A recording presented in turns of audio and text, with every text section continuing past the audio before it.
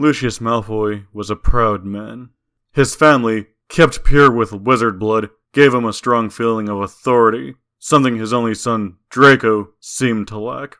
The boy, who resembled his wife more than Lucius would have liked, made a fool of himself last year, letting that muggle-loving headmaster stretch his legs all over him. The following summer was even worse, with howlers arriving daily by owl or muggle male addressed to his son, shouting, "However!" in Dumbledore's old but excited voice. No, this year it's going to be different. Lucius had planted a personal item from you-know-who himself in one of the Weasley kids' school supplies, which finally purged the school. Dumbledore was fired from his position. One of those blood-traitor Weasley kids was presumed dead.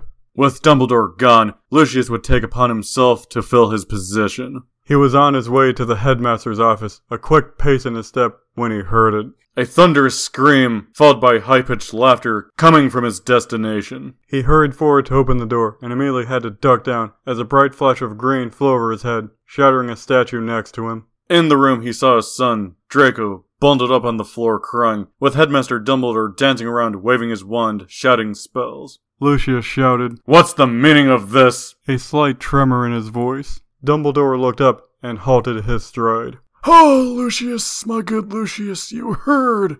A girl was taken into the Chamber of Secrets, together with all the petrifications. I'm afraid this is my last hour in this school. Dear Draco here wanted to say one last goodbye before my leave." Draco shook his head and whimpered, "No," in exhaustion, his eyes swollen red. "Then step away from my son and leave!"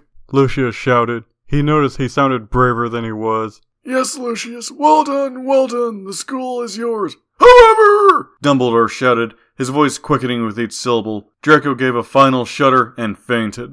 "I decided to save that girl. Turns out all I had to do was send a bird and that Potter kid would solve it all for me. 10,000 points to Gryffindor.